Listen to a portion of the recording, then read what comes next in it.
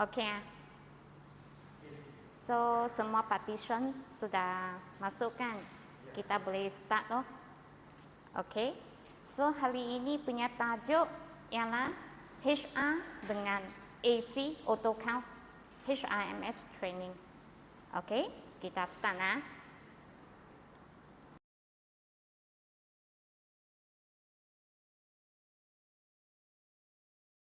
Dia establish on-premise payroll dulu. Okey.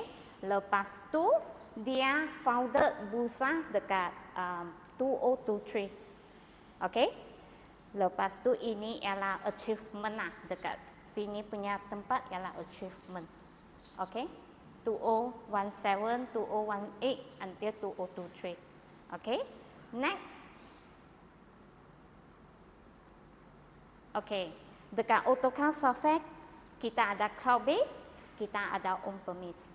Okey. So cloud base memang ada OneSales, AutoCount accounting, HRMS. On-premise punya kita ada post dengan accounting. Okey. Next. HRMS sekarang kita ada 500 lebih punya employees. Lepas tu 23,884 companies dekat sini. Okey, guna kita punya HRMS lah. Okey, ini ialah klien kita. So, I introduce I education background, saya Elaine, okey. Saya graduate dekat finance, okey. Lepas tu working experience 15 tahun dekat bidang ini. Sebelum, I memang teaching training untuk accounting software, okey. Lepas tu GST, sekarang ialah e-invoicing. Okay. So, sekarang you turn, you introduce yourself. Okay. Hello, good morning. Nama saya Najah binti Syahini. I am fresh graduate from UiTM and saya di sini hari ini untuk enhance my knowledge tentang HR management dan juga nak tahu sedikit tentang payroll system.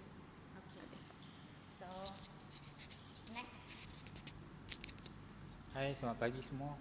Saya Ashraf daripada Novco Teknologi. So, tujuan saya join kelas ni sebab saya nak tahu tentang knowledge berkenaan dengan cara urus payroll lah untuk saya punya staff.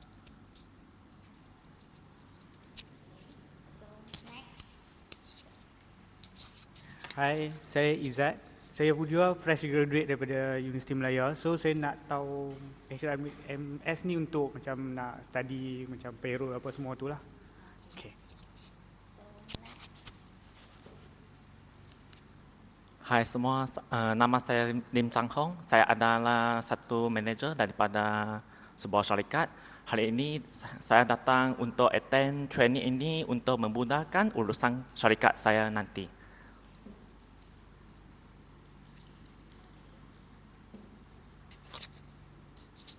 So, semua sudah memperkenalkan diri. Okay, next. Ini ialah kita punya section. No? So, kita ada dua section. Satu section untuk introduce human resources punya knowledge. Another section ialah macam mana kita nak guna AutoCount system untuk proses gaji. Okay. Sekejap. So, next, dekat sini, kenapa you nak need learn HR knowledge?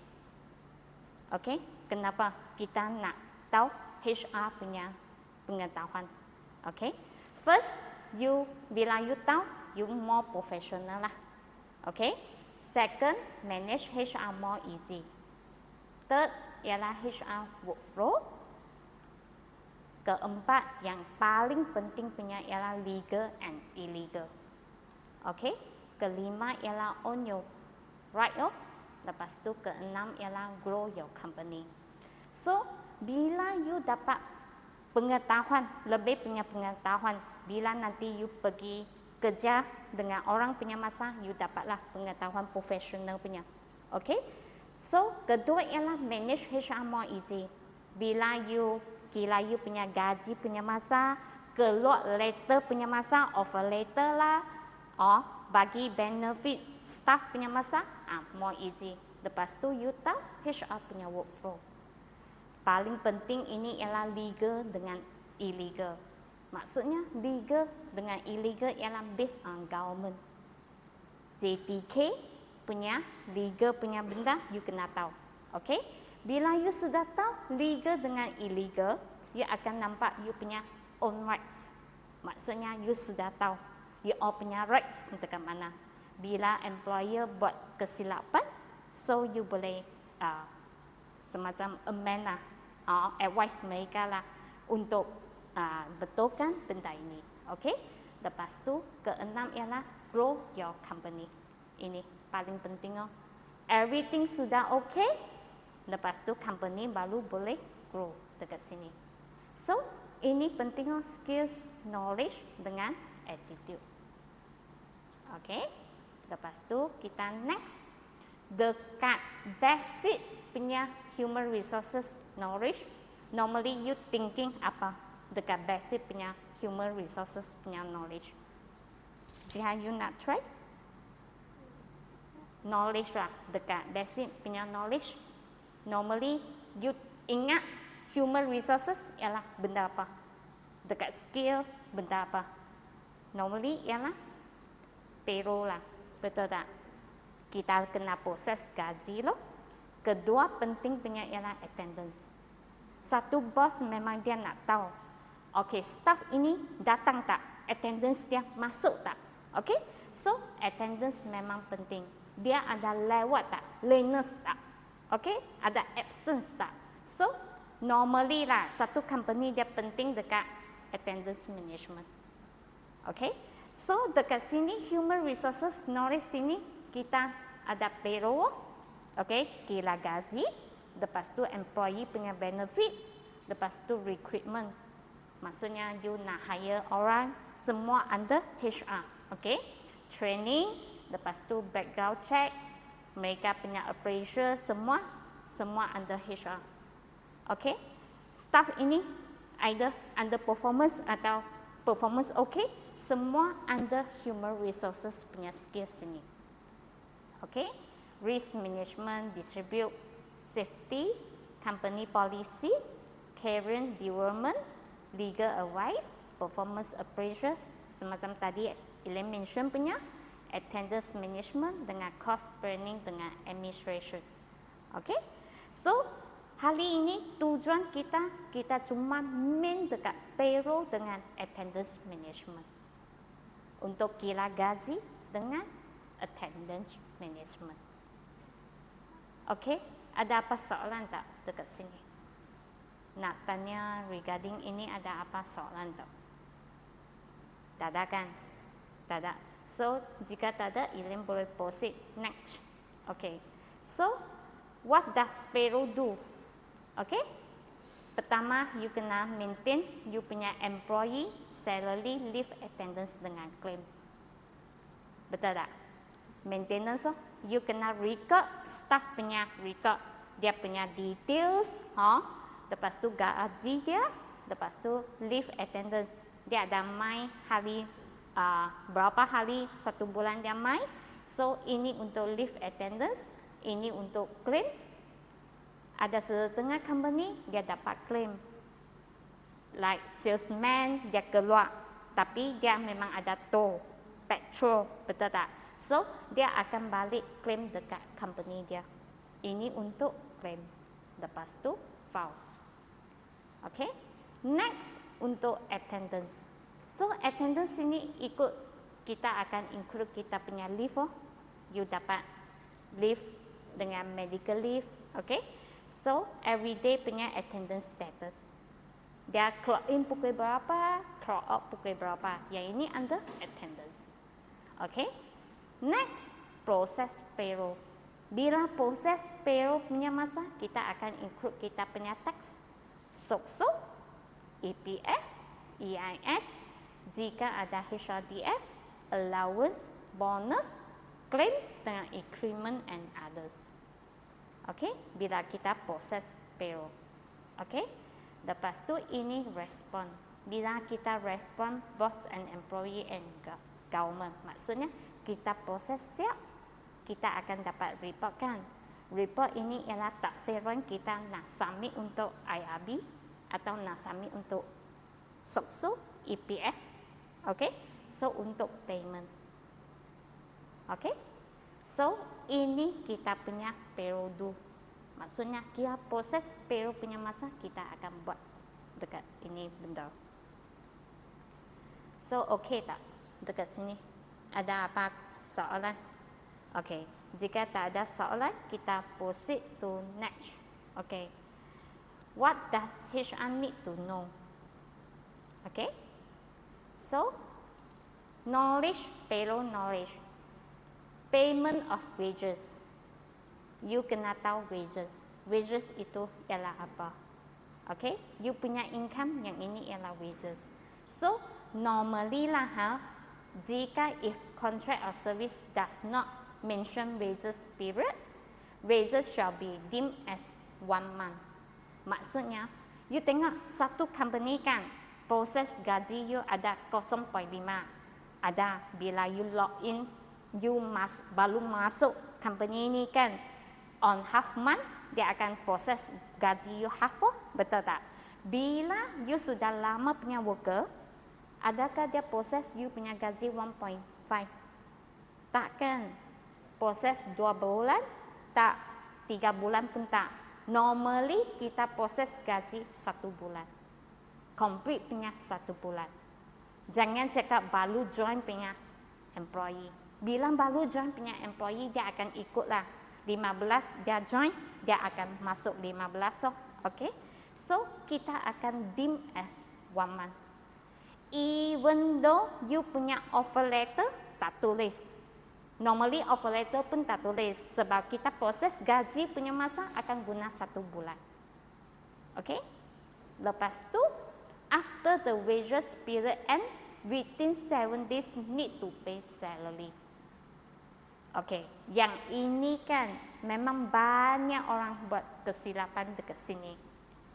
Semua orang ingatkan gaji akan keluar on next month, next bulan punya 7 hari bulan. Actually tak. Dia akan ikut company punya cut off punya wages period. Maksudnya, you punya wages period end on bila. Let's say ada sesetengah company, dia akan cut off dekat 26.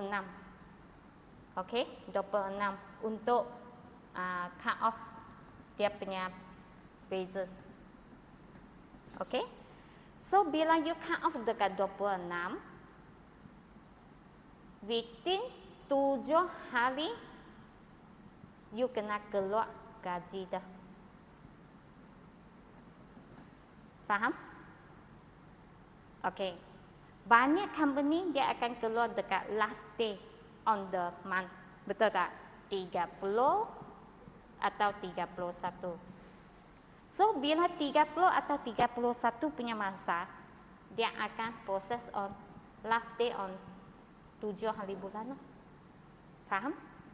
Jika I cut off dekat 26, maksudnya 27, 28, 29, 30, okay? 31, 1, 2, 3, 4, 5 mah. Betul tak? 1, 2. You kena proses you punya gaji. Second of month, you kena keluar. Gaji kena rilis lah. Bank sudah rilis lah. Faham? Okay. Ini ialah 7 hari bulan. 7 days lah. Maksudnya, 7 days ini need to pay salary dekat sini. 7. Okay. Satu lagi ialah working day, OT, rest day, OT dengan public holiday. OT shall be paid not later than the first or last day of the next wages period. Maksudnya last day. Okay, let's say lah. Ada sesetengah company dia buat macam ni.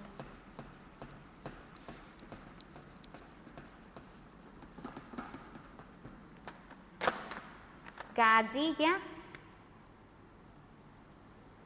ada setengah company gaji dia keluar dekat 7 hari bulan. Okay. Dia cut off last day of month, maksudnya 31 dia cut off. Okay. Lepas tu dia proses dia punya salary. Okay. Tapi overtime dia tak proses lagi sebab dia tak sempat. Dia tak sempat tengok dia punya staff punya OT. Okay. Dia punya OT dia proses dekat 5 bulan, 15 hari bulan. Okay punya. Faham? Ini.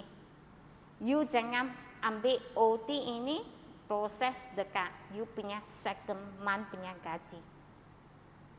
Faham? So normally ada company buat macam tu punya. First half dekat second month dia proses OT. Faham? OT ini tak boleh include dekat second half punya gaji keluar. Okay? Dia punya maksud dekat sini. Working day OT, rest day ini. Last day of the next wages period. You kena proses OT you sebelum you proses next month punya wages period. Okay. Let's say lah, setengah company dia tak sempat proses gaji. Okay. Lepas tu dia kena send a formal notice atau memo bagi staff dia untuk announcement tu delay.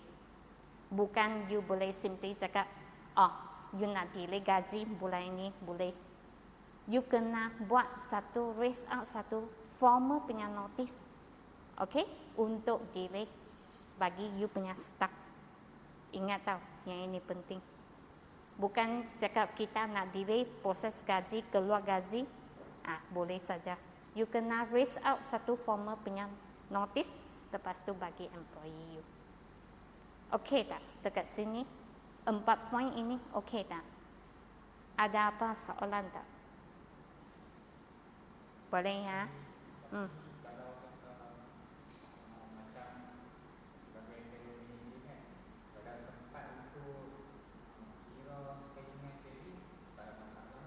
Ya.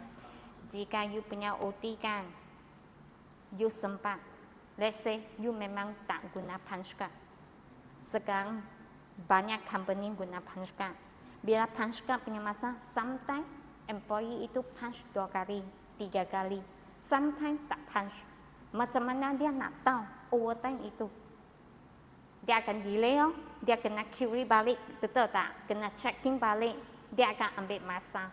So, jika you sempat proses gaji you together OT, lebih senang sudah settle on that month. Faham? So you tak payah buat next month punya first half untuk proses gaji sekali lagi.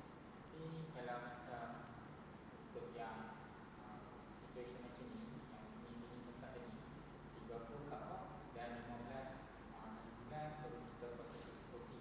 So kalau dari segi pembayaran lepas proses 15 bulan tu tak ada masalah kan? Boleh. Ataupun boleh kita transfer dengan yang bulan 2 punya. Tak, maksudnya you 15 you proses OT. 15 itu you kena buat payment lah. You tak boleh together, you next punya wages period baru proses you punya payment lah. Maksudnya 15 you proses OT kan, 15 you sudah release payment untuk staff you.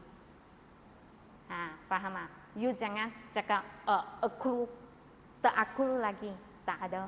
You 15 proses, 15 sudah release. Sebelum you nak proses you punya next wages period. Faham tak? Okay, so next.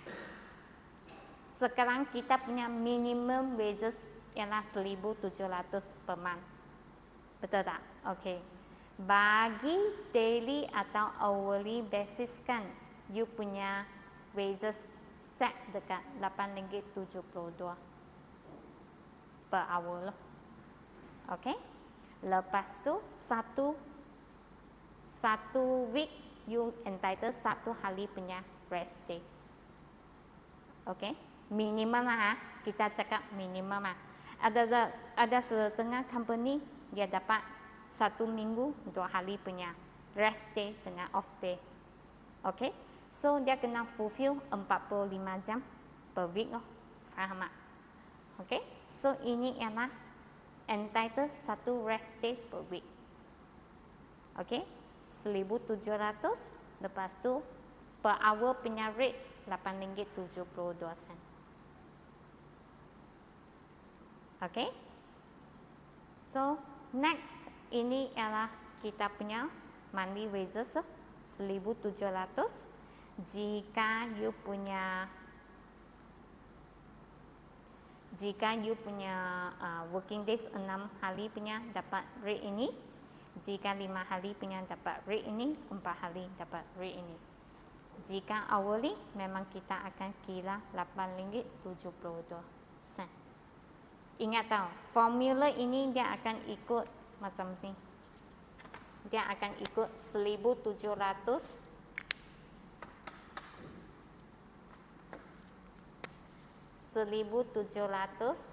divide, okay, 26 divide by 7.5. Faham? Dia tak akan divide by 8. Dia divide by 7.5, you baru dapat RM8.72. Okay? Dia tak akan divide 8 jam. Dia divide 7.5 hours.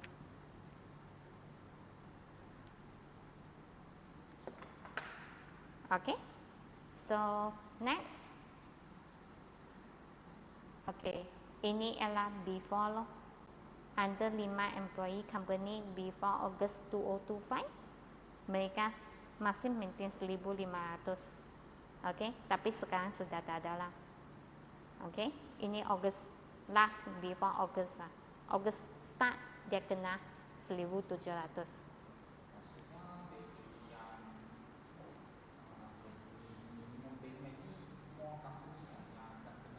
Yes.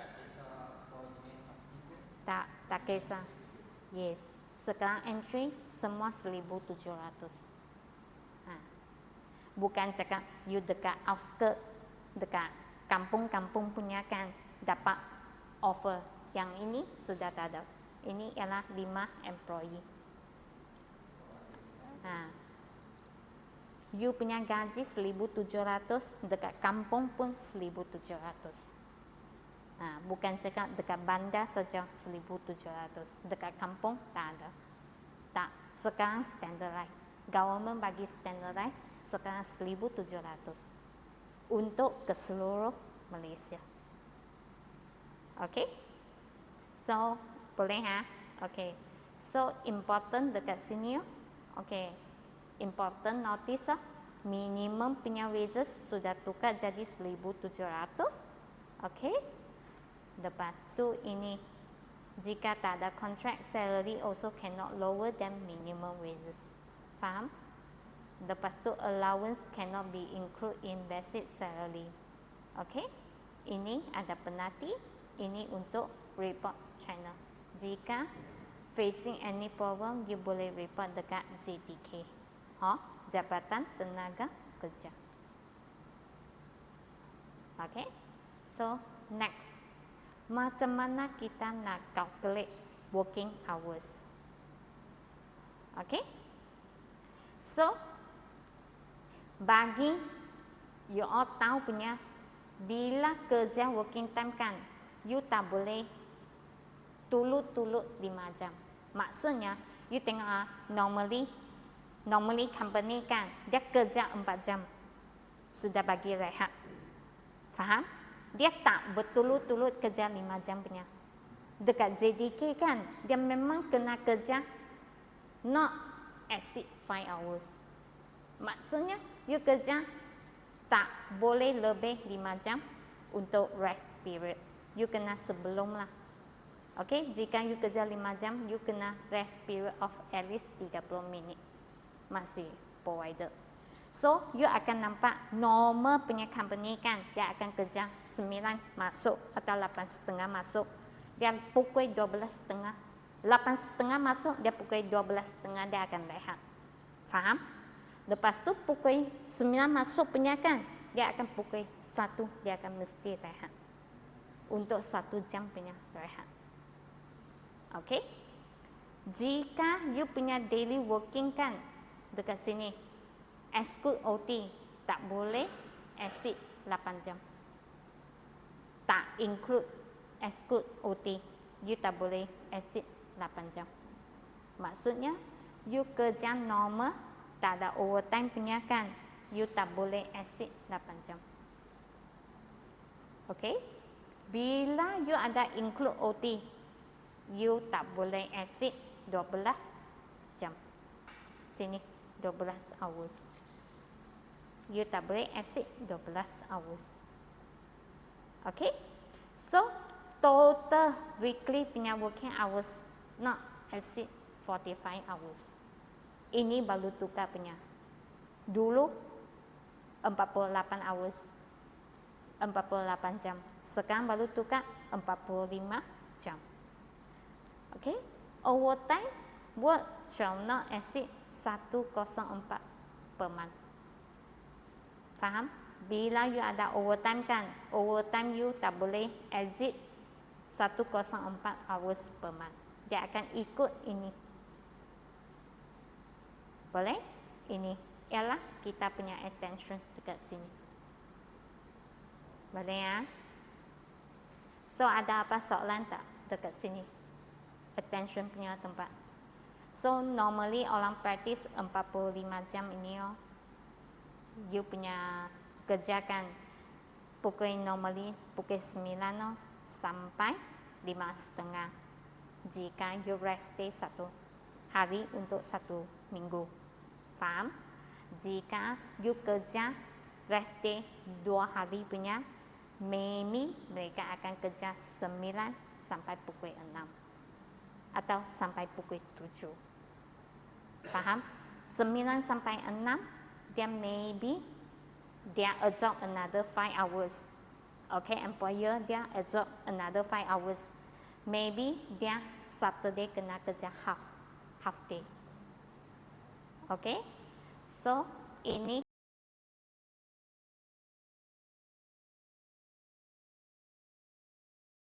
tak boleh exceed 104 hours per month.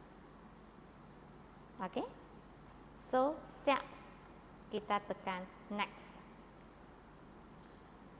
Okay, so dekat sini dia akan nampak maximum daily hour working kan, 10 hours rule. Nampak? Okay, so mean the total span of working hours in a day from the start of the duty, end of the duty, including rest break, shall not exceed 10 hours. Maksudnya you kerja tak boleh exceed 8 jam lah, betul tak? So, ini ialah dia punya. If an employee start work at 9 AM and finish at 7 PM with a 1 break, so total span is 10 hours. So, this is the maximum allowed. Paling banyak lah, 9 sampai pukul 7. Tengah-tengah ada 1 break time. Okay? Maximum actual working hour per day, 12 hour rule. Okay? So, ini mean the total number of hour work per day, including normal hours and OT, shall not exceed 12 hours under any circumstances. 8 hours of regular work up to 4 hours of overtime. Total 12 hours per day. Yang ini dia akan include OT. Faham? Dia akan include OT. Yang ini tak ada include OT. Ini punya sampel kan, normally dia akan 1 minggu cuti 2 hari punya. Dia kerja pukul 9 sampai 7. So, dia 1 minggu cuti 2 hari, rest day 2 hari. Maybe dia kerja boleh start pukul 8 sampai 6. Ikut dia lah. Ini maximum working span. Okay, ini ialah include overtime. Kerja 12 hours. Okay, ini JTK yang set the rules regulation untuk tenaga, pejabat tenaga. Okay, so next kita working hours kan, kita ada scenario. Okey. Jika 5 hari dia kerja, 1 hari dia kerja 8 jam. Okay, so maximum 8 jam per day and 45 working hours per week. Overtime limit remain at maximum 4 hours per day on the working days. Okay, so macam mana scenario dekat sini? Kita akan set ini 9 sampai 6, dia kerja 8 hours. Dia cakap 8 hours mah, betul tak? Okay, so dia cakap dia kerja 5 hari, betul? So dia total kerja 40 hours saja, 40 jam saja. Okay, so ini ialah scenario pertama. Dia cuti 2 hari. Okay, dia kerja cuma 5 hari. So total hours per day ialah 8 jam.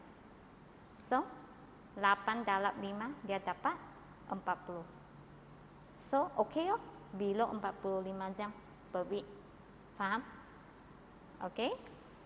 Next, senario kedua, you akan nampak 1 minggu dia kerja 6 hari. Okay, Monday to Friday 8 jam. Okay, excluding break. Okay, so ini maximum 8 jam per day. 1 minggu kerja 45 jam. So overtime limit remain at maximum 4 hours per day. Okay, so you akan nampak senario kedua 8 jam. Okay, so 9 sampai 6 kerja 8 jam. Okay, so dia akan nampak ini Saturday dia akan kerja half day. Total dia 45 jam. Nampak ini? Dia cakap 6 hari. 1 minggu dia kerja 6 hari. So 1 hari dia kerja 8 jam. Saturday dia kerja half day 5 jam. So total up 45 jam. Okay.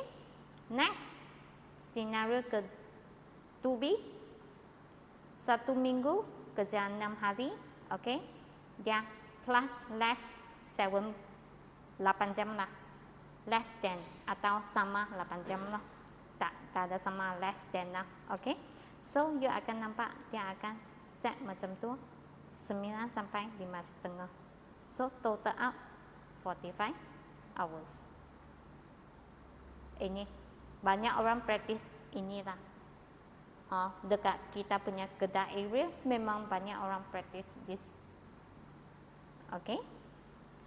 Lepas tu ini ialah 7 jam setengah, nampak? Sana. Okay, ya akan nampak 7 jam setengah. Dia kerja 1 hari lah. So end up total 45 jam. Okay, 45 jam. Okay, next. Dia cakap senario ketiga. 1 minggu kerja 5 hari. Tapi someday dia kerja 9 hours. Okay. Yang ini dia boleh someday saja. Bukan tiap-tiap hari dia kerja 9 hours. Yang maksimum 1 hari kerja 8 jam, betul tak? Tapi dia cakap bila someday dia boleh entitled 9 jam. Faham tak? So maksimum 8 hours per day, 45 working hours per week. Okay. So you akan nampak senario ini. Monday, Tuesday dia kerja 7 jam. Less than 8 hours mah. Betul tak? Okay. So Wednesday, Thursday yang peak punya days dia kerja 9 jam. So boleh saja dekat sini. Ini punya 8 jam kurangkan, dia akan ganti dekat sini. Okay. Lepas tu Saturday dia kerja 5 jam. So end up 45 hours. Okay. So by agreement under the employment contract, dia kena by agreement lah. Mention siap-siap dekat you punya pekerja benda ini. If the number of hours of work in 1 or more days is less than 8 hours. Maksudnya boleh ikut you punya agreement contract. You kena mention siap-siap lah dekat you punya pekerja. Bila sign contract punya masa offer letter, you kena mention bagi mereka tahu. You punya working hours macam ni. Dia ikut busy lah, peak busy punya hari apa, dia kerja ini kena 9 jam. Yang tak busy punya, dia kerja 7 jam satu hari. Okay? So, untuk senario keempat, yang kilang punya, ada shift punya. Normally, roster adjustment for employee with shift, ada shift punya. So, bila ada shift punya, dia boleh week, first week, second week, third week. Okay. So, ada 3 week ini kan, dia boleh guna dia punya week pertama, week kedua, week ketiga, total end up, divide, dia akan dapat no exceed 45 jam per week. Sudah okay. Faham? So, employee engaged in shift work may be required to work for more than 8 hours per day, subject to the requirement, and more than 45 hours per week. Maksudnya, you tengok week pertama 60, week kedua 60, tapi week ketiga 15 saja. So, end up 3 week ini jangan more than 45 jam. Okay? Bila ialah adjustment roster for the shift. Okay? So, you akan nampak total working hours for 3 weeks, 60 hours week pertama, 60 hours week kedua, okay? Week ketiga 15. Okay? So, end up 135 hours. Average working hours per week ialah 45 hours. Dia boleh buat fleksibel macam ni. Faham? Okay? So, bila overtime rate, next lah kita akan kira overtime rate. Normal working days, kita akan dapat 1.5. Selepas you kerja punya masa, let's say you kerja 9 sampai 5.30. Okay, you pukul 7 baru balik, tapi dekat you punya company memang ada overtime entitlement punya. So, selepas you punya 5.30, okay, you akan dapat balance punya hours akan ikut 1.5 rate calculate you punya overtime. Nampak? Working more than normal working hours on a normal work day. Okay? Ini untuk rest day. Okay? 0.5, 1.0, 2.0. Okay. Let's say lah, you guna monthly pay punya. Monthly pay, bukan daily pay ha. Kita cakap monthly pay. So, bila monthly pay punya workers kan, dia satu rest day dia sudah termasuk dekat gaji you. Okay? So, normally mereka balik kerja on rest day kan, you akan dapat 1.0 hours lah. You akan dapat 1.0. Jika bagi daily worker kan, mereka akan dapat 2.0. Faham? Dia punya beza. Bila monthly worker, you punya satu, biasa you rest day kan, kita sudah bayar. Okay? So, kita sudah bayar punya masa kan, you akan dapat, you punya OT akan ikut kira macam ni. Ikut 1.0. Untuk daily worker, you kena kira 2.0. Faham?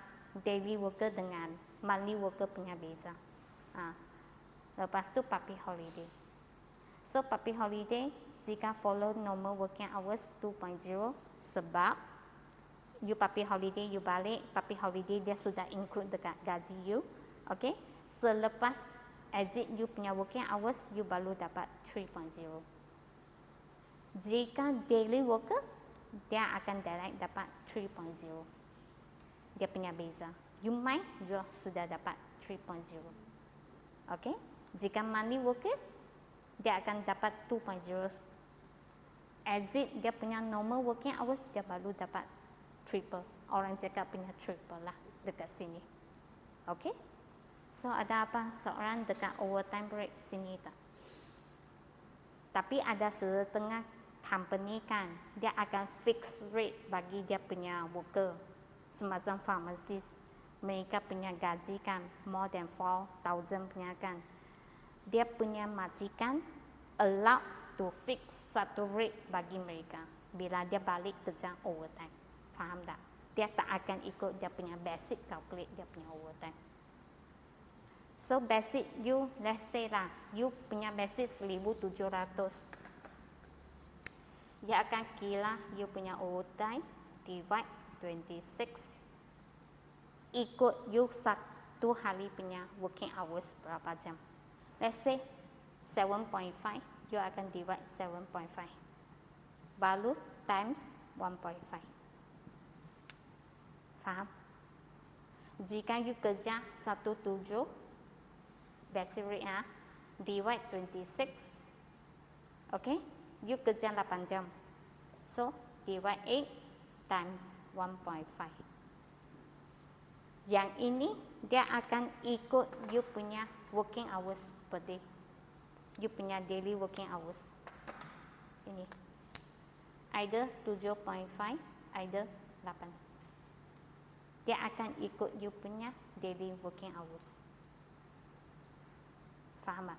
Bila you 7.5, ini rate tinggi sikit lah.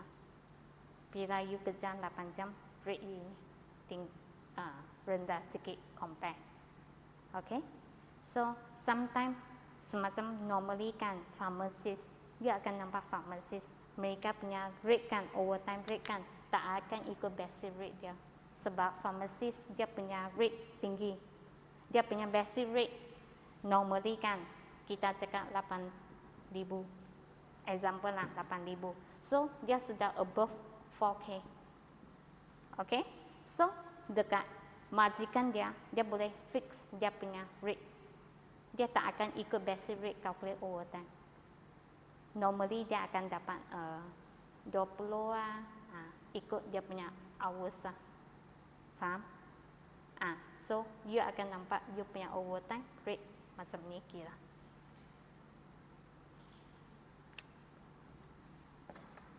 Okay So, next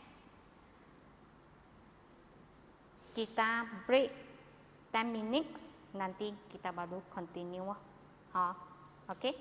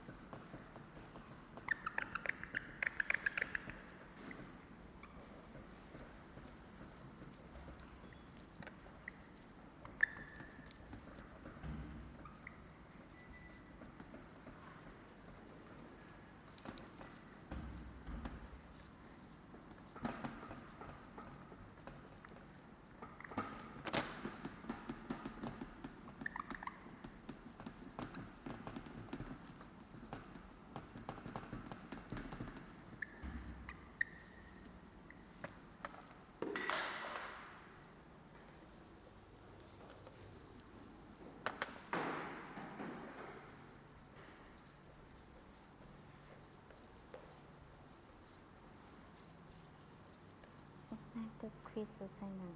等一下要用到。不能那个咩？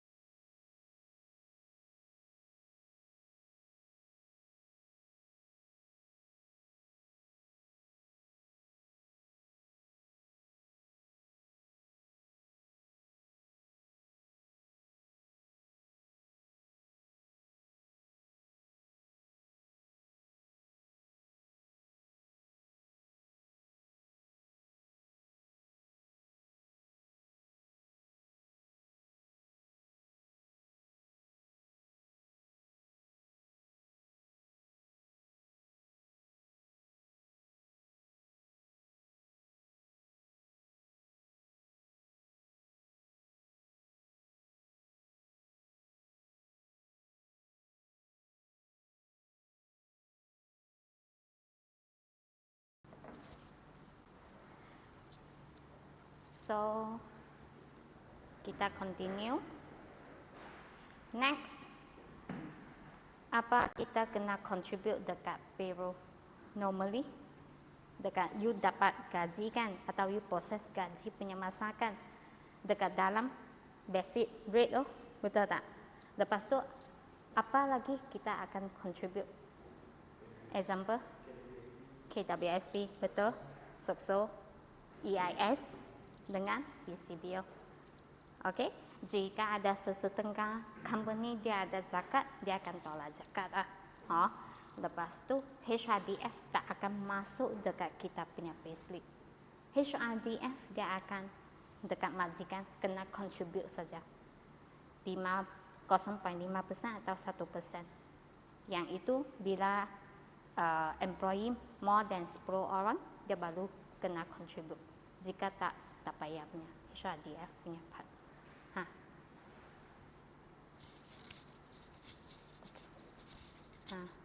Okay. So next, you akan nampak statutory contribution dekat sini.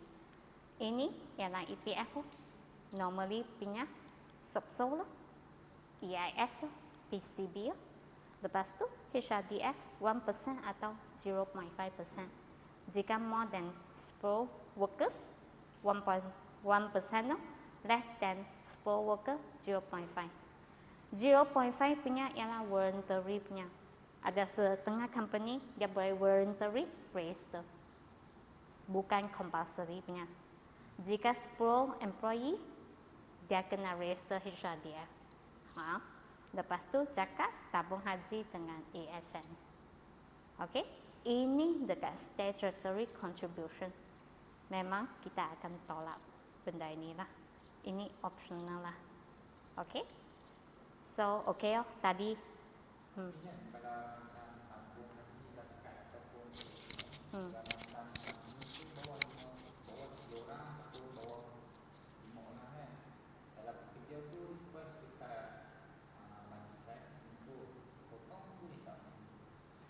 Normally kan, zakat boleh. Bila ada zakat punya masa, tabung haji ikutlah. Ada company kan, dia memang ada ASN punya dekat dia punya employer, dia memang ada ASN untuk tolak contribution dengan tabung haji. So mereka akan tolak secara normally. Yang ini untuk government punya, government punya sektor kan, mereka ada ini benda ASN dengan tabung haji. Swasta memang tak ada punya. Jarang, memang tak ada pun. Even swasta zakat adalah, tapi kurang juga. Okay, so swasta memang ada punya ialah EPF, SOPSO, EIS, PCB dengan HRDF. Satu benda nak tanya, banyak orang kan, banyak majikan kan, dia keliru tahu. Kenapa keliru? Dia cakap under probation period. Adakah I nak contribute EPF, SOPSO, EIS? You under probation period tau. You kena contribute tak? EPF, SOPSO, EIS. Kena tau. Sepatutnya kena. Faham tak? Legal you kena. Tapi banyak company kan under probation kan, dia tak contribute bagi staff dia, employee dia. Dia cakap under probation. Tapi yang ini illegal. Once you join satu company punya masa kan, you sudah kena minta EPF number dengan you punya staff. Kena register siap-siap in order nanti HR proses gaji punya masa boleh smooth proses mereka punya EPF contribute. Bukan cakap you under probation period tak payah contribute. Faham tak? Banyak luar punya majikan kan dia buat macam ni. Tapi silap punya. Once you masuk saja, you kena contribute EPF, SOPSO, EIS.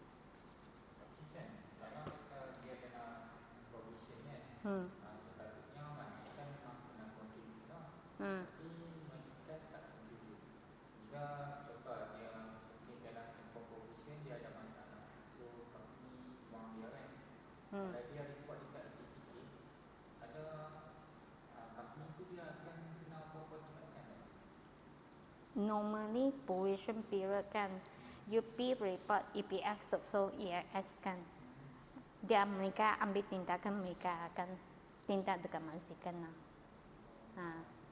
Ada company dia cakap staff yang tak mau contribute, faham? Sesetengah staff dia cakap tak mau contribute. I under probation, tapi I tak mau contribute. Tapi bagi majikan, tanggungjawab majikan memang kena tolak. You tak tolak, you sudah offence, you sudah illegal, faham tak? Memang kena tolak. Maksud dekat sini macam kita perlu ada macam black and white lah, kena sign apa-apa form untuk katakan contoh kalau kata I tak mahu contribute dalam probation dengan tempoh kan, ada tak perlu bagi Tapi bagi majikan lah, memang kita tak mau ambil benda ini lah.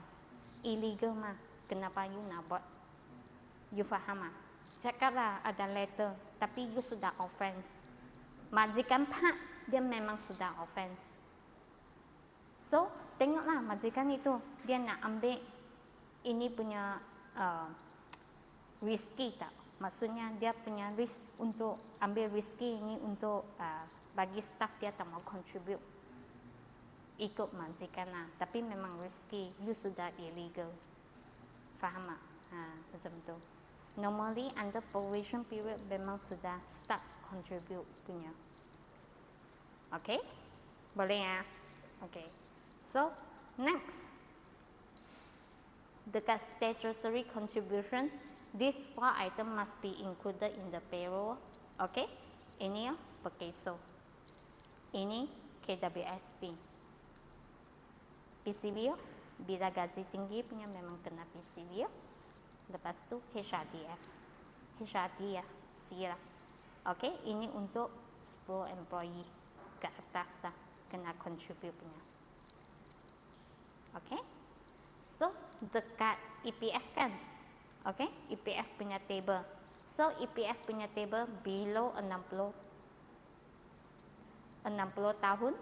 Okay, part-time, temporary, and probation employee. Dan memang director, dan memang contribute dekat sini.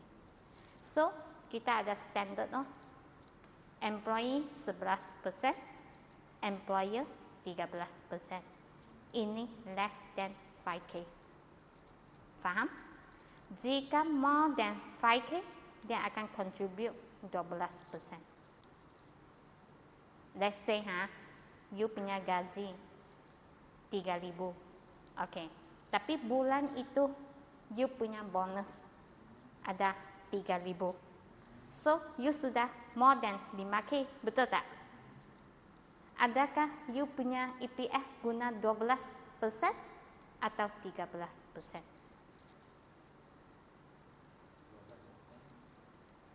Ikut you jika you nak guna 12% atau 13%?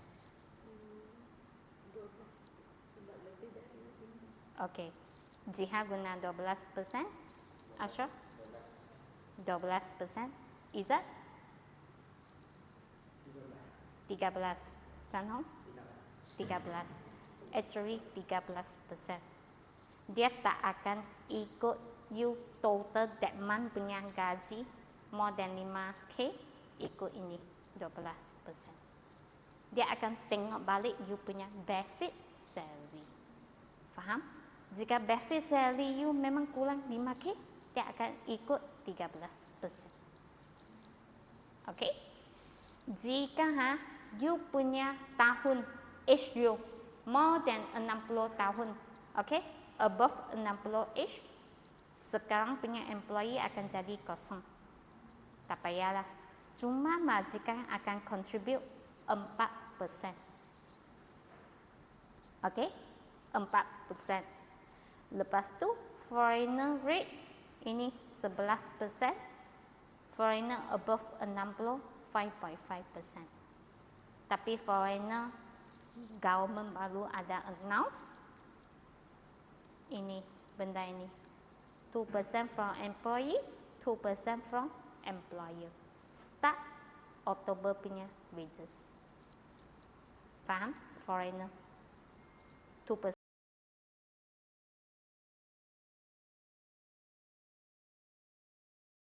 Start Oktober, start Oktober dia memang 2%, 2%. Sudah compulsory kena contribute. Okay? So kita back to sini. You akan nampak warga negara tak ada had ini. Okay? So 5,000 ke bawah dia akan itu tadi punya lah. So you akan nampak dekat sini table ini. Okay? Tapi ada setengah company dia akan tanya staff dia, you nak contribute lebih tak? Jika nak contribute lebih, boleh tak? Boleh. Dekat sini form, you kena isi form 14. Bagi EPF, you kena isi form 14 itu, you boleh contribute lebih. Maksudnya, tiap-tiap bulan you tolak punya gaji contribute EPF kan, you boleh lebih. Dulu kita ada certain period ada 9% dengan 11%. You ingat lagi ya? So, ikutlah. You nak ikut 9% atau nak ikut 11% atau 9%. So, ada setengah company staff dia nak follow balik 11. So, isi form itu follow balik. Jika tak, dia akan back to 9%. Sekarang tak ada lah 9% itu. Memang back to 11%. Bila you nak contribute lebih, you boleh isi form 14, submit EPF untuk contribute lebih. Okay? Maksud sekarang ni semua dah standardkan 11%. So, kalau kata nak contribute lebih daripada 11% pun boleh. Cuma you isi form 14. Okay? You boleh contribute lebih. Tak ada masalah. Okay? So, ini EPF. Okay. So, bagi EPF kan, apa kena reliable contribute EPF dekat sini? You punya salary. Okay? You punya payment for unutilized annual leave. Okay? Annual leave.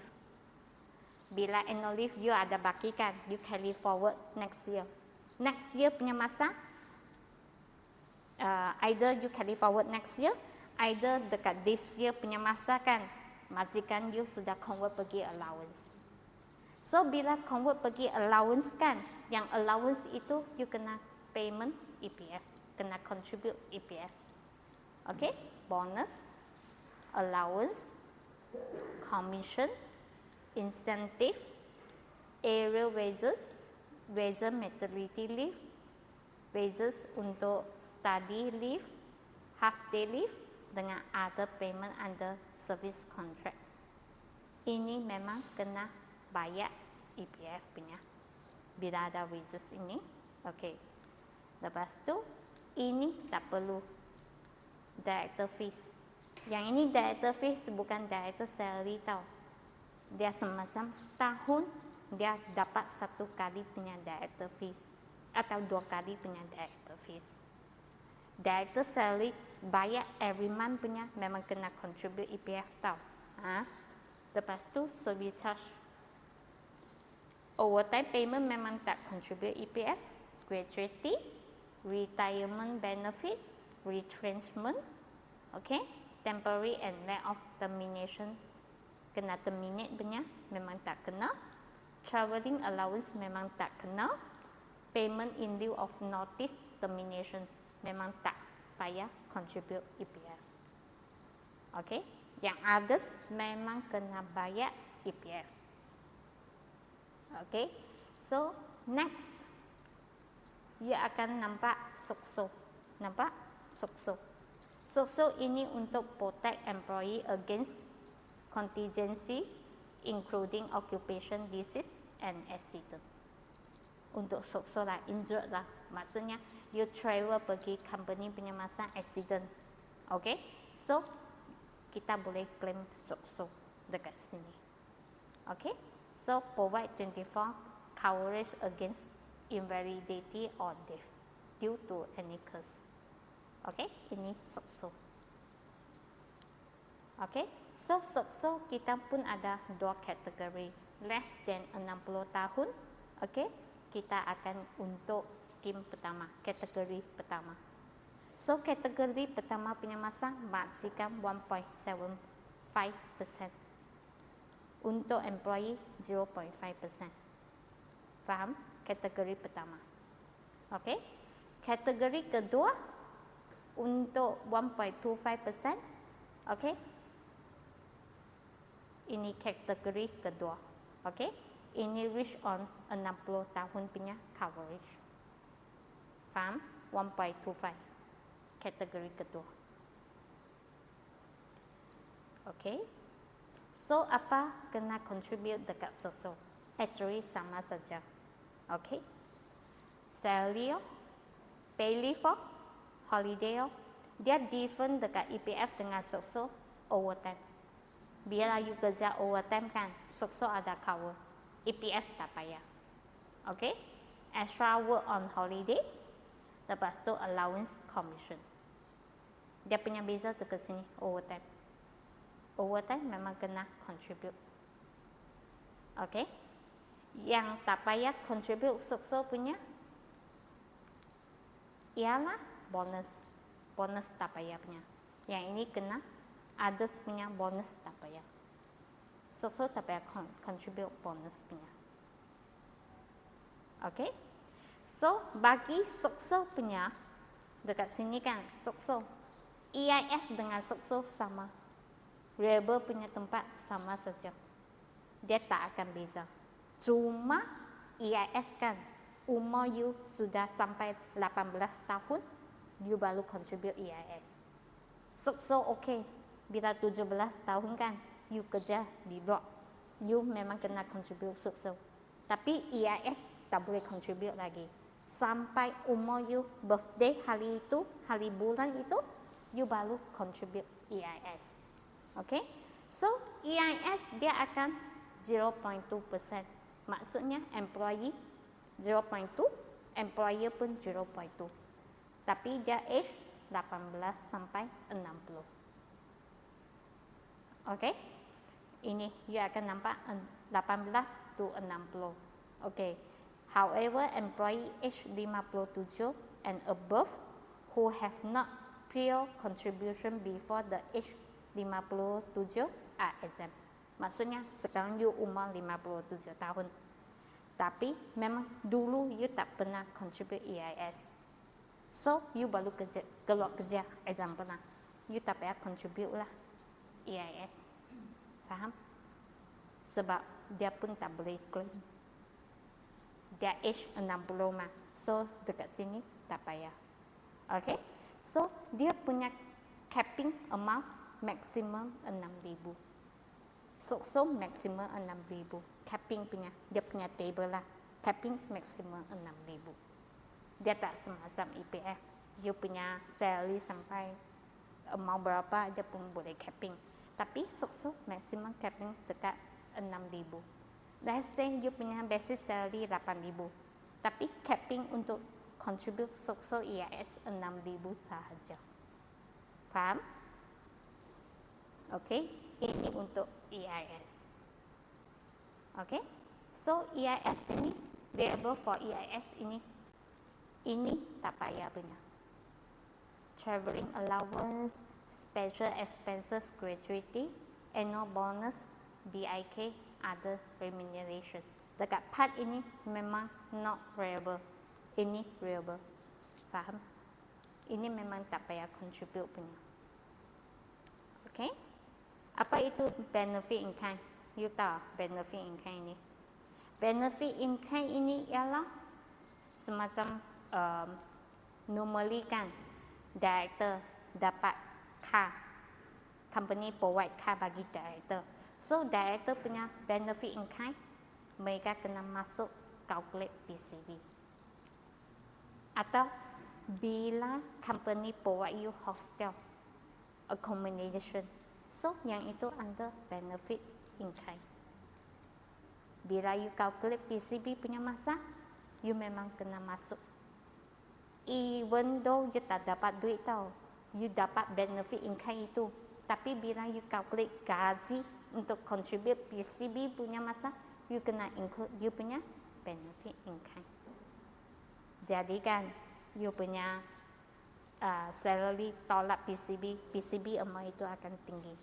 Yang ini untuk benefit in kind. So ada remuneration, ada you punya dapat gaji. Ini under other remuneration. Okay, ini untuk EIS. So, what does PCB do? Apa related income akan contribute dekat PCB? Actually, you punya income, any income, you akan contribute masuk dekat PCB. Salary raises, overtime payment, commission, tip, allowance, bonus incentive, director fee. Ini frequency. Maksudnya, frequency ini ialah you dapat give dapat others punya. Example, frequency ini ialah, let's say kita memang ada employee portion dengan employer. Bila kita tolak EPF, so EIS.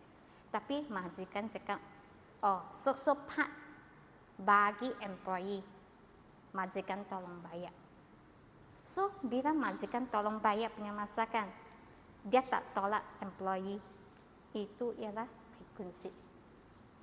Bagi you punya ini ialah frequency you. Okay? Lepas tu ini employee share option scheme, ESOS, dapat share punya ESOS. Tax borne by employer, gratuity, compensate of loss of employment, any payment in additional to normal remuneration for current month. Maksudnya, any income kita kena contribute subject to PCB. Okay? Bukan cakap you dapat income tak payah contribute PCB. Semua income you kena contribute PCB. Okay? So, ini ialah summarize punya table. Dekat next slide, ini ialah summarize punya table. Bagi HRDF kan, ingatlah HRDF fixed allowance basic salary memang kena HRDF. Additional punya tak payah kena. HRDF cuma fix punya. So ini you akan nampak ini EPF, so EIS tax, HRDF, bonus, okay? So tak payah. EIS pun tak payah. HRDF pun tak payah. Nampak? Lepas tu director fees. Director ini. So, director fees. Pay by yearly, pay by monthly. Tak payah. Tapi kena tax. HRDF pun tak payah. Okay? Pay leave. Semua kenal lah. Unpaid leave. Okay? Tolak EPF. So EIS, ini tax, ini HRDF. Absent, okay, overtime. Overtime, EPF tak perlu, HRDF pun tak perlu. Childcare allowance, education allowance ini kan, ini subject to every year punya budget. Faham tak? Every year budget. Government announce new budget kan, dia akan bagi kita tax relief. So, dekat tax relief itu dia akan bagi kita tahu you punya tax capping berapa. 2,400, okay, untuk children childcare. So, jika you childcare more than 3,000, maksudnya 2,400 untuk exempted. 600 ini untuk calculate PCB. Faham? Dia ada tax exemption rules sini. So, ini tiap-tiap tahun dia akan berubah punya. Childcare allowance, education allowance, housing allowance. Bukan cakap tahun ini dapat amount ini, tahun next year dapat lagi. So you kena follow every year punya budget. Okay? So travelling allowance, so kita ada capping punya amount 6,000.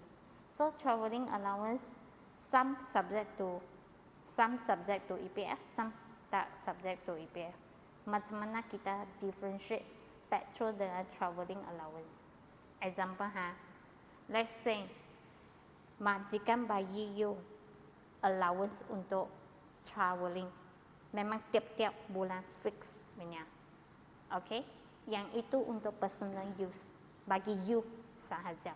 Yang itu subject to EPF suksuk. Jika travelling allowance bagi you keluar kerja, maksudnya you kena pergi on-site customer punya tempat, yang itu tak subject EPF suksuk.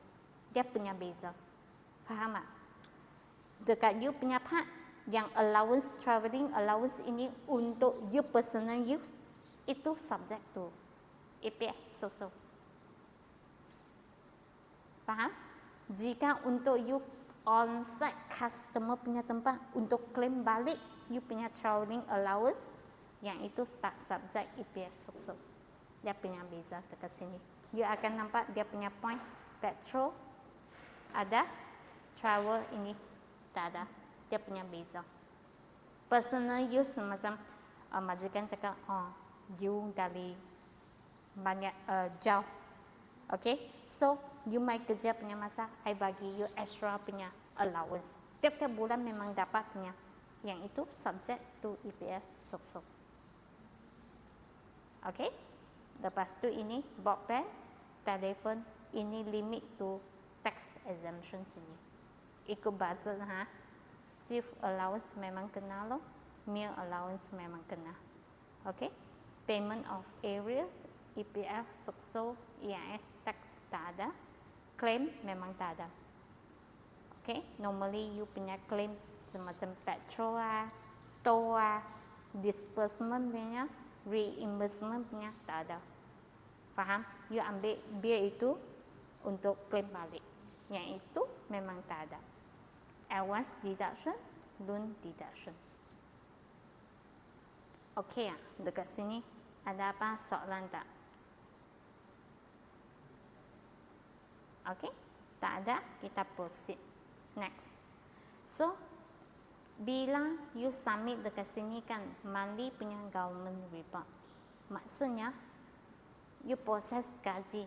Sudah proses siap gaji kan, you kena bayar EPF, kena bayar SOSO, EIS, PCB, HRDF, ialah deadline sebelum 15. Tiap-tiap bulan punya sebelum 15. You kena bayaran. Jika you lewatkan, mereka akan bagi penalti. Ikut you punya total amount. Faham tak? Let's say EPF you kena bayar 8,000. Tapi you lewatkan, dia akan ikut 8,000, charge you penalti. You lewat berapa hari, mereka akan charge you penalti. So, dekat ini, kita submit form A. EPF, kita akan submit form A. Bagi suksuk, kita submit 8A. EIS submission. Ini CP39. Monthly punya lah, CP39. Ini levy payment, HRTF punya. Form 2. Okay. So, kita akan masuk dekat mereka punya portal, submit lah. Jika you ada guna payroll, you boleh upload file ini, upload dekat portal. Atau direct upload dekat bank punya portal pun boleh. Okay. So, ini submit and make payment for monthly statutory deduction, EPF, social, EIS, income tax, and HRDF before the 15th day of the following month. Faham tak? Ensure timely compliance with the statutory payment obligation. Maksudnya 15, sebelum 15 kena submit. So, normally kan kita submit awal, jangan submit tepat-tepat 15. Nanti mereka punya portal hang ke, upgrade ke, mereka akan charge you penalti. Previously kan memang sok-sok kan dia 15 hang tau, mereka kena penalti, tapi appeal dia waive lah. Faham? Tapi jangan last minute. Sebab gaji sudah keluar kan sebelum, let's say gaji you keluar 3 hari bulan. So, siap gaji, you prepare siap everything untuk government punya statutory, lepas tu direct bayar lah. Okay? Next, ini ialah monthly government report if any. Maksudnya dekat government kan baru join punya staff, okay, new join staff kena submit CP22. Baru join punya staff kan, join dekat company you kena submit CP22 within 30 days. Faham? After commence of employment. You kena submit tau CP22. Maksudnya you inform LHDN. I baru ini bulan ini ada new join, baru punya staff. So you kena declare CP22 form. Okay? Bagi sudah resign punya, okay, CP22A, you kena inform IRB. Staff ini sudah tak kerja dengan I. So, you kena inform dia CP22A. Okay?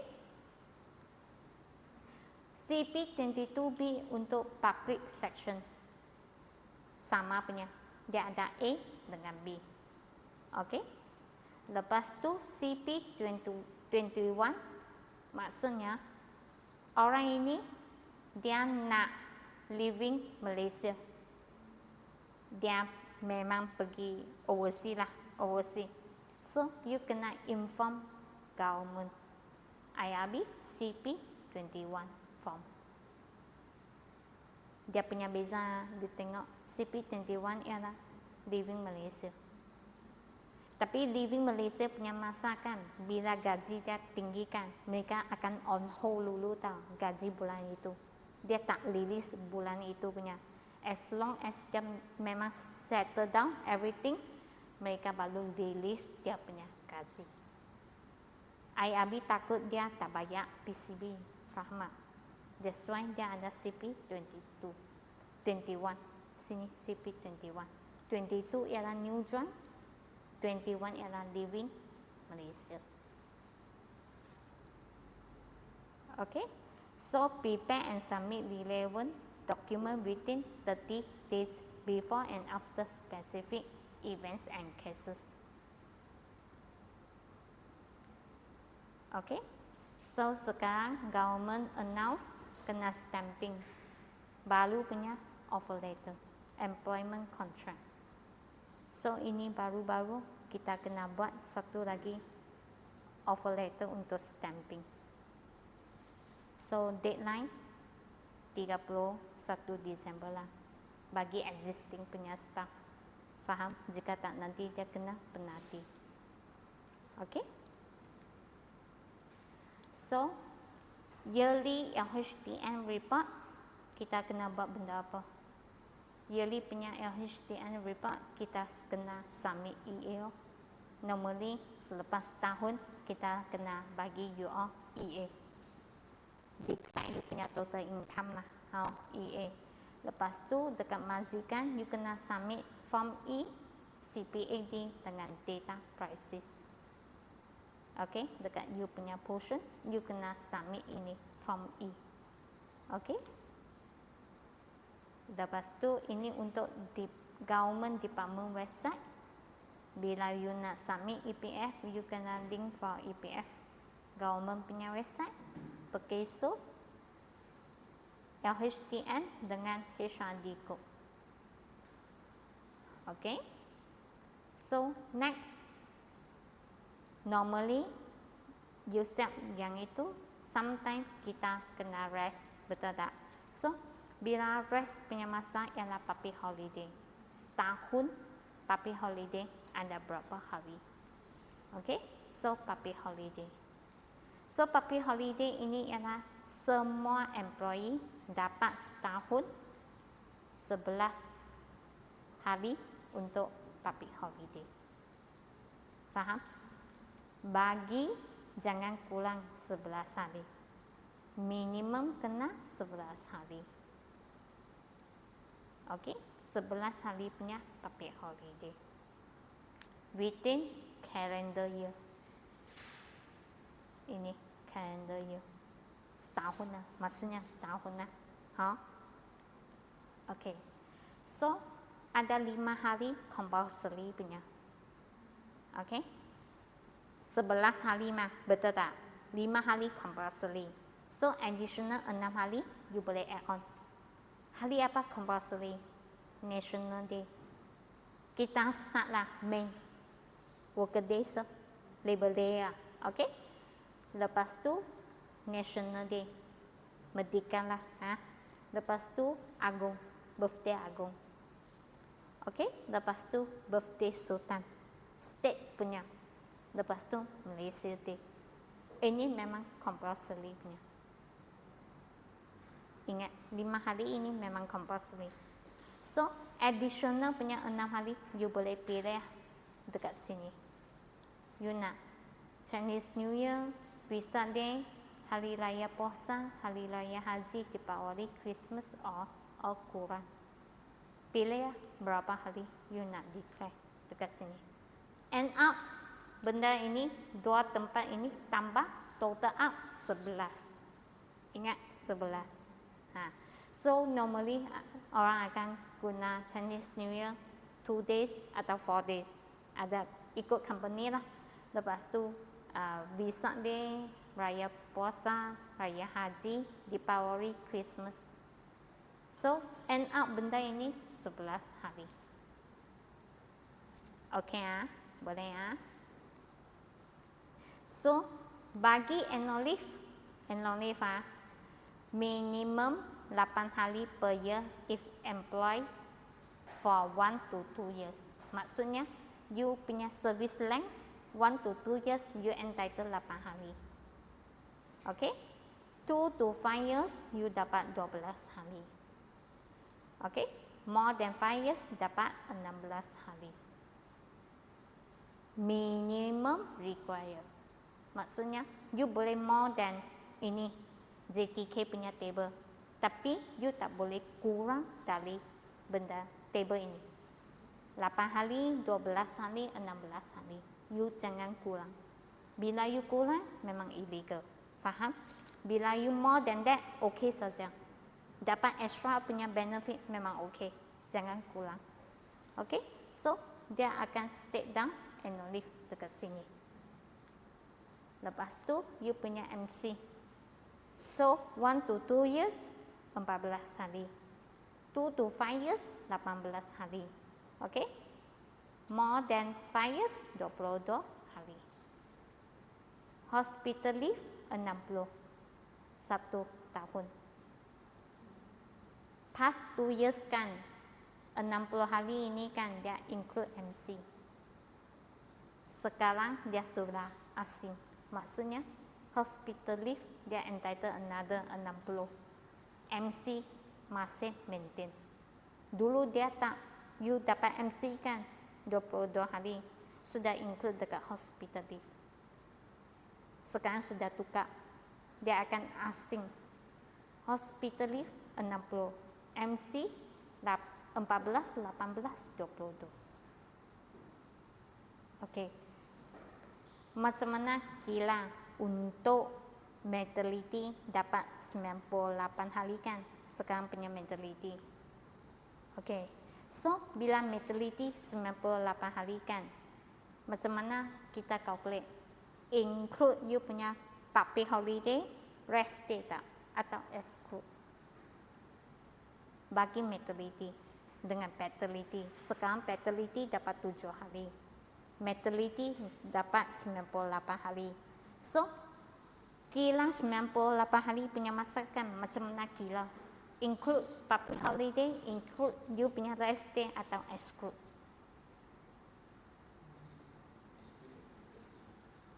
Tak. Bila calculate maternity 98 hari, dia include. You punya public holiday kah, you punya rest day kah, dia akan include dekat 98 hari. Faham? Yang itu include tau, maternity. Okay? So, invalid punya sick leave more than 40 hours jamaah without informing their employer, not visiting medical officer, illegal lah, invalid lah. Maksudnya, you MC kan, you waiting period itu kena pergi jumpa doktor lah, dapat MC you. Jika more than 48 hours, sudah invalid sick leave itu. Ingat yang ini. Okay? So, ini dapat 98 hari. Ini untuk 7 hari paternity. Okay? So, ini ialah summary punya table dekat sini. Annual leave, first 2 year 8 hari, 2 to 5 year 12 hari, above 5 year 16 hari. Ini untuk part time. Part time punya different. Nampak? Ini dapat 8, ini dapat 6. Ini dapat 12, ini dapat 8. 16, 11. Ini untuk part time worker.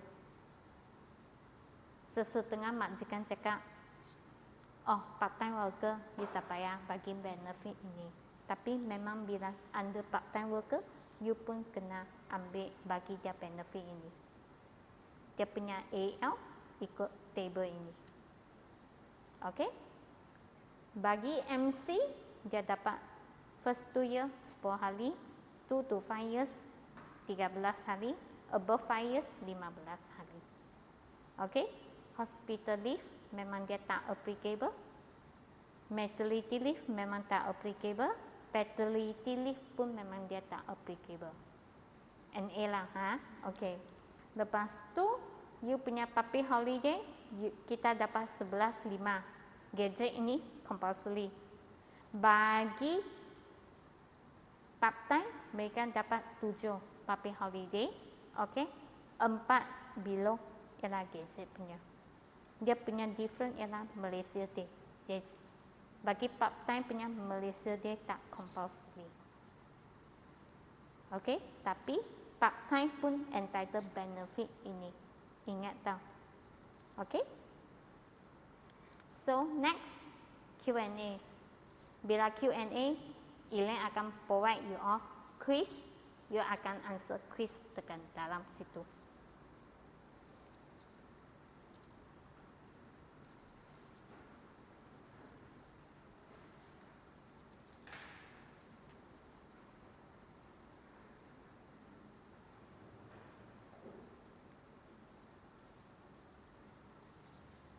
So, ada apa soalan tak?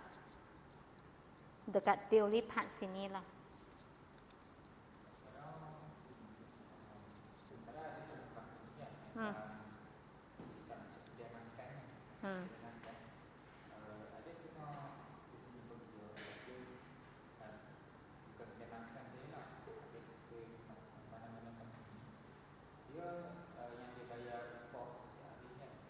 Daily lah.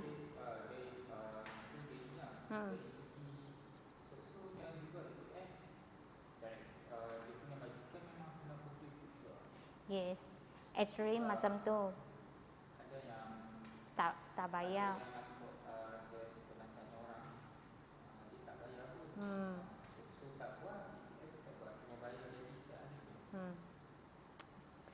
Actually kan, dekat daily pay kan, dia pun under contract.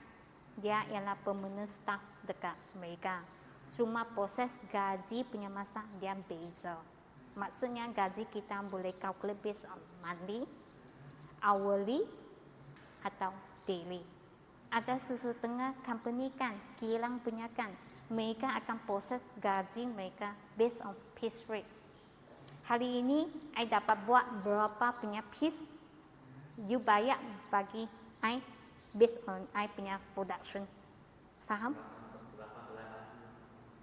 Semacam kilang. Normally dia packing kan, banyak kilang guna packing. So dia akan ikut packing punya volume, bayar dia gaji. Faham? Dia guna volume punya packing, bayar gaji punya masa kan. Mereka akan ada rate dia ikut 1,700 juga. Bukan suka-suka hati ikut rate. Mereka tak sampai level itu. Mereka pun ada piece rate punya rate lah untuk kira gaji dia. So, untuk daily, banyak orang confused. Bila bagi daily worker kan, hari ini MC, I tak main kerja kan. Actually, mereka subject to pay. MC itu punya gaji tau. Bukan you MC, you tak main, tak payah bayar.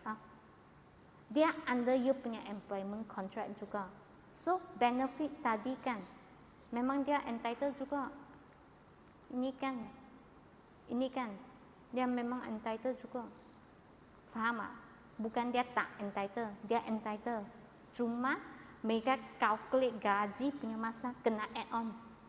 Faham tak? Daily pay mah, you main kerja, memang bayar you. You tak main kerja, tak bayar you.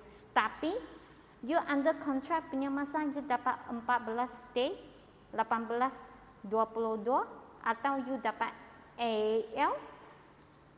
Sekejap.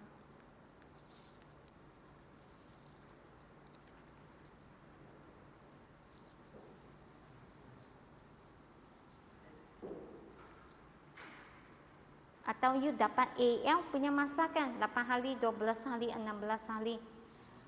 Employee itu memang entitled lagi. Faham tak? Bukan tak entitled. Cuma orang HR proses gaji punya masa you kena tambah balik. Faham? You kena tambah balik. Cakap assume dia ada main. Faham? Gaji kena bayar. Leave kena tolak. Macam tu. Memang mereka kena bayar punya. Cuma mereka majikan ikut, you bukan, you ada main, I bayar you. You tak ada main, I tak bayar. Tapi dia actually under employment contract. Jika under employment contract, mereka subject to entitled benda ini. Faham tak? MC pun subject, AL pun subject. Faham? Cuma dia proses gaji punya masa dia berbeza. Dia ada 3 loh, maksudnya dia akan dapat gaji salary monthly. Normally kita dapat monthly.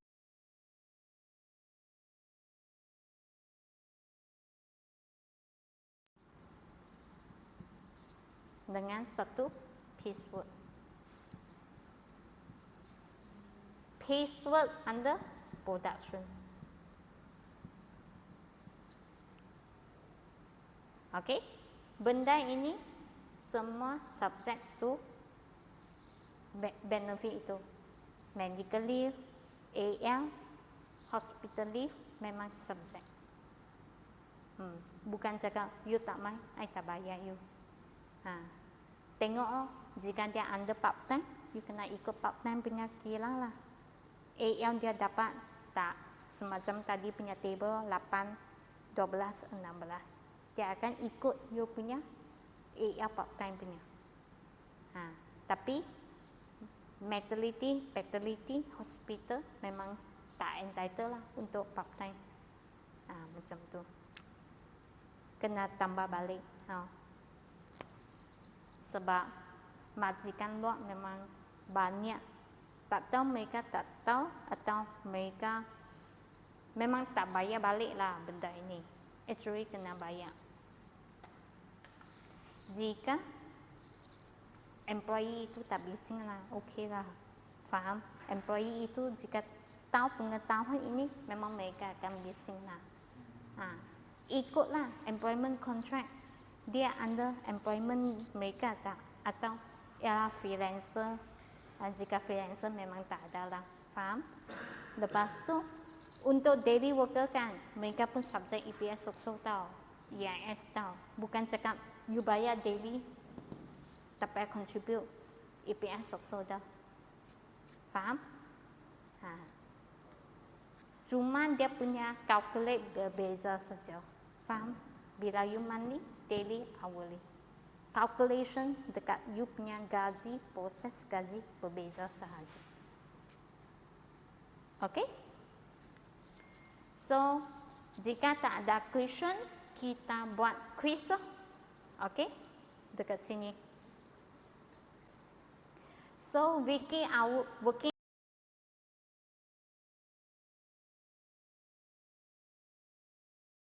Fine. Okay, so next. 45.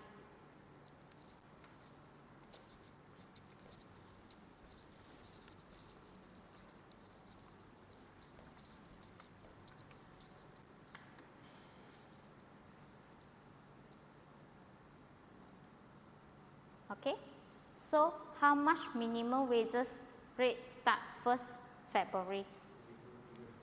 Okay, 1,007. So next, okay, employee shall entitle how many public holiday in calendar year?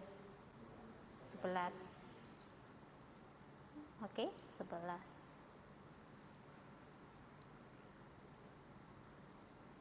Okay, as below, which shall be 5 public holiday?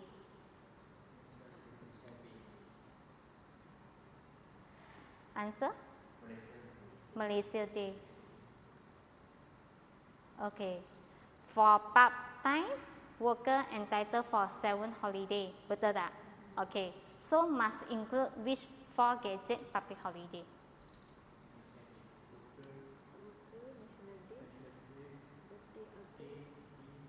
Oh, sekejap. So, Worker Day, National Day, Agong dengan Negeri. Betul tak? Malaysia Day memang tak include dekat dalam. C tak ada lah. Ha? Okay. So, ini C tak ada. Tekan. Okay.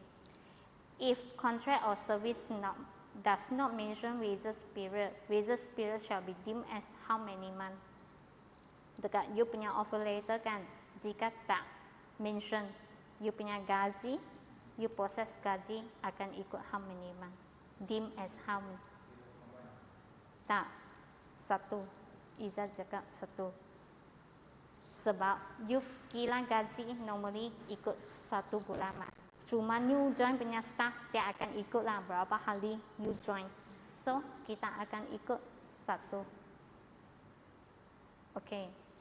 ABC company wages period on 26 each month. So, within which they need to pay salary? 2nd and 3rd. Bukan 7 ah. 2nd and 3rd. Sebab after wages and 7 hari you kena proses you punya salary, kena release you punya payment juga tau, faham? Okay, so 2nd and 3rd each month. Okay, what is the hourly wages rate? 8.72. Ingat ah, dia akan kira 7.5, dia tak akan kira 8. Jika kira 8, dia akan dapat 8.17. Normally punya hourly rate kita akan divide 7.5. Okay, so answer A. The daily working hours not exceed, excluding OT, shall not exceed how many hours? 8 hours, betul? Okay, 8 hours. Total span of working hours including OT in a day shall not exceed how many hours? 12. Okay, so submit. So complete lah you punya quiz. Okay, so far ada apa soalan tak? Dekat sini.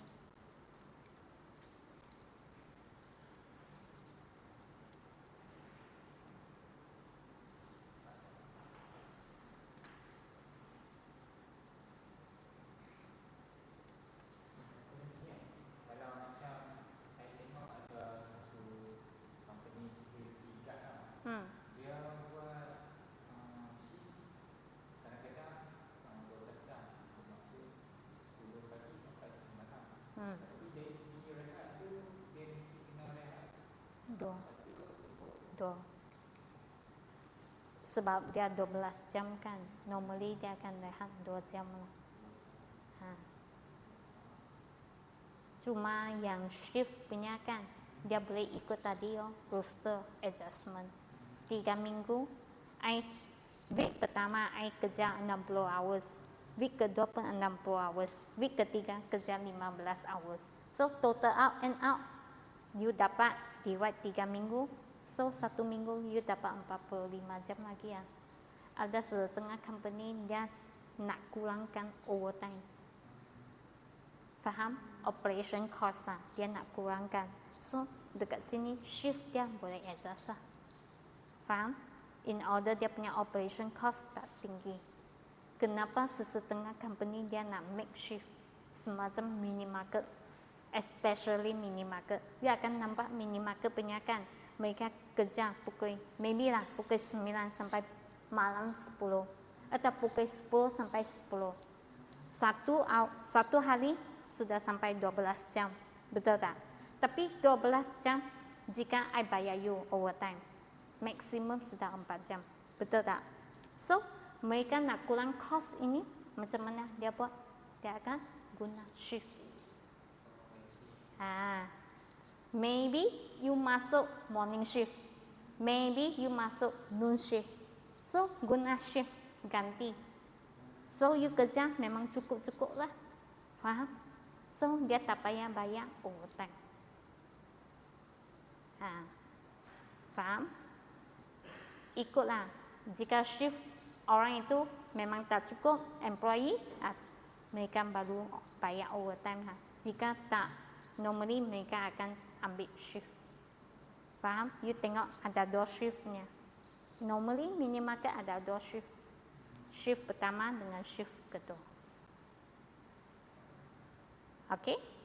So jika tak ada question, kita akan break for lunch. So selepas 1 jam kita balik. Second section kita akan guna sistem. Macam mana kita nak guna sistem proses gaji.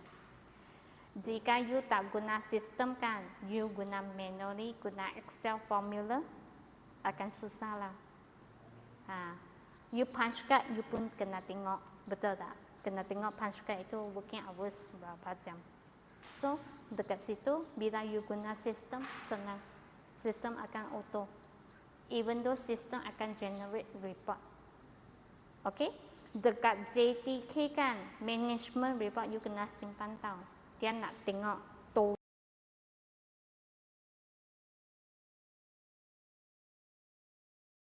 lepas tu contribution statutory, EIS, SOCSO, EPF, berapa, PCB berapa, yang itu format you kena keep.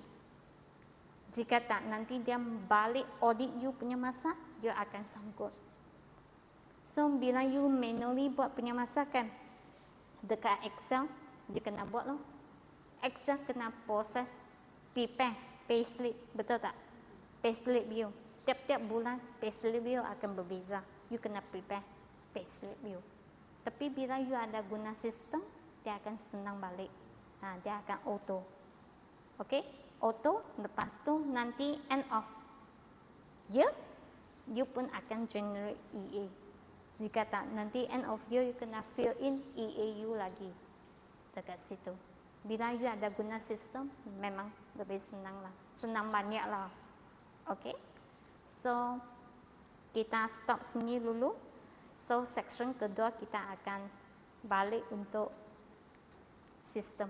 Macam mana nak proses payroll dekat kita punya HRMS payroll.